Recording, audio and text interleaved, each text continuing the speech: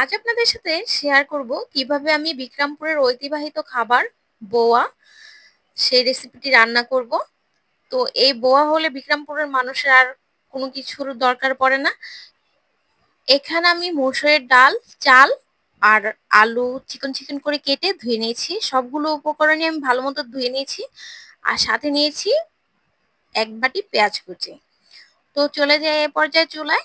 চুলার মধ্যে একটি কড়াই বসিয়ে দিয়ে দিয়েছি বেশ কিছুটা তেল। তেল দিয়ে এখন আমি পেঁয়াজ কুচি দিয়ে এটাকে ব্রাউন কালার করে ভেজে নেব। কালারটা যদি ব্রাউন হয় তাহলে একটি সুন্দর ফ্লেভার, মানে ঘ্রাণটা অনেক সুন্দর আসে, আর কালারটাও কিন্তু অনেক সুন্দর দেখা যাবে। আর তো দিয়ে দিলাম। তারপরে 3 থেকে 4 কোয়ার মতো রসুন কুচি, আর দিয়ে দিলাম 2টা শুকনো মরিচ ছোট ছোট পিস করে কেটে। এই তো দেখেন কি সুন্দর কালার চলে এসেছে। এখন দিয়ে দিব আমি চাল, ডাল আর আলু ভালো মতো কেটে ধুয়ে নিয়েছি। দিয়ে দিব বেশ কিছুটা লবণ, দিয়ে ভালো মতো নেড়ে চেড়ে আমি রান্না করে নিব প্রায় 10 মিনিটের মতো। যখন নিচ দিয়ে পোড়া লেগে লেগে আসবে বা উপর দিয়ে তেল ছেড়ে দেবে, তখনই আমি এখানে পানি অ্যাড করব। তো এইভাবে ভালো মতো নেড়ে চেড়ে নিতে হবে বারবার, যাতে করে নিচ দিয়ে পুড়ে না যায়। এই তো হয়ে এসেছে। এখন এর মধ্যে আমি বেশ কিছুটা পানি অ্যাড করে দেব। পরিমাপ বুঝে পানি অ্যাড করতে হবে, যাতে করে বটা একদম সিদ্ধ হয়ে আসে আর পানিটাও একদম শুকিয়ে যায়। এই পরিমাণে পানি অ্যাড করতে হবে। তো মাঝে মাঝে আমি একটু ঢাকনা উঠিয়ে আবার নেড়ে চেড়ে দেবো, যাতে করে নিচ দিয়ে পুড়ে না যায়। তো যে যেখান থেকে দেখুন, আমার ভিডিওটা যদি ভালো লাগে অবশ্যই একটি লাইক কমেন্ট শেয়ার করে দেবেন। আর ফেসবুক থেকে দেখলে পেজটিকে ফলো করে পাশে থাকবেন।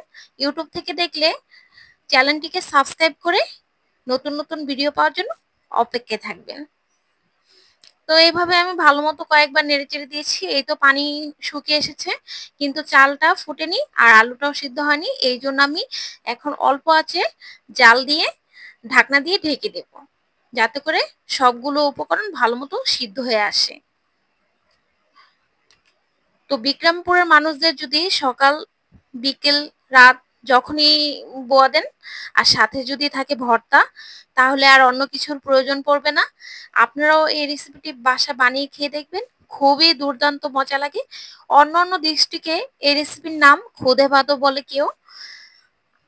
তো কার ডিস্ট্রিক্টে কি নামে ডাকে এটাকে অবশ্যই কমেন্টে জানাবেন। তো এই তো দেখেন এই পর্যায়ে বোয়া হয়ে এসেছে। এখন ভালো মতো একটু নেড়ে চেড়ে নিচ্ছি আমি।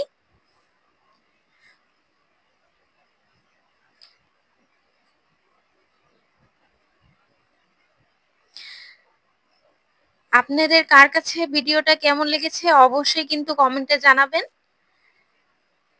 এই তো বোয়ার সাথে ঝাল ঝাল শুটকি ভর্তা আর